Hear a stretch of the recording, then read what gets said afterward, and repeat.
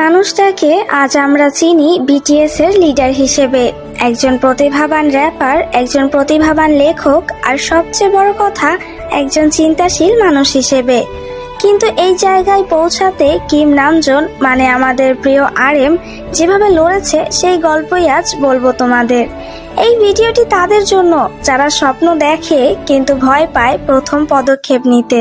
Kim Namjoon জন্ম নিয়েছিলেন 12 September 1994 সালে দক্ষিণ কোরিয়ার ইলসান নামের এক শান্ত শহরে।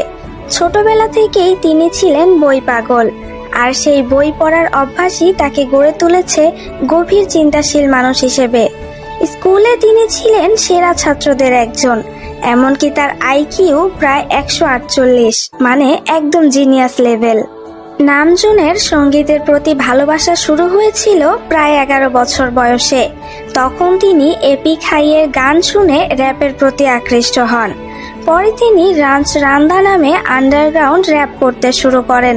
তখনও কেউ জানতো না এই ছেলেটাই একদিন বিশ্বের সবচেয়ে বড় ব্যান্ডের লিডার হবে। 2010 সালে বিগিট এন্টারটেইনমেন্টের প্রযোজক ব্যাং সিহায়ুক নামজুনের প্রতিভা লক্ষ্য করেন এবং তাকে ট্রেইনি হিসেবে সাইন করান। তখনই বিটিএস এর বীজ রোপিত হয়। কিন্তু শুরুর দিনগুলো সহজ ছিল না। বিটিএস এর সদস্যরা কঠোর পরিশ্রম করেও তেমন সাড়া পাচ্ছিল না। RM তখনও মাথা উঁচু করে বলেছিল, একদিন আমরা প্রমাণ করব বিটিএস এর নাম মানে প্যাশন অ্যান্ড ট্রুথ। লিডার হিসেবে RM শুধু মিউজিকেই নয়, মেম্বারদের মানসিক শক্তিও ধরে রেখেছে। বিটিএস যখন হেড কমেন্টস বা ব্যর্থতার সম্মুখীন হয়েছে, নামজুন তখন সবসময় দলের পাশে থেকেছে, বলেছে if we live we have to grow. তার নেতৃত্বের কারণেই বিটিএস আজ এক পরিবারের মতো, যেখানে সবাই একে অপরের জন্য লড়ে। 2018 সালে RM জাতিসংঘে ইউনিসেফের সাথে লাভ মাই সেলফ ক্যাম্পেইনে অংশ নেন এবং ঐতিহাসিক বক্তৃতা দেন স্পিক ইয়োর সেলফ। সেই মুহূর্তটা শুধু বিটিএস নয়, সমগ্র কেপপ ইন্ডাস্ট্রির জন্য এক বিশাল গর্বের দিন। তার নেতৃত্বে বিটিএস বিশ্বজুড়ে সাংস্কৃতিক দূত হিসেবে পরিচিতি পায়। এমনকি 2021 সালে তারা ইউনাইটেড নেশনসের প্রতিনিধিত্ব করেছে।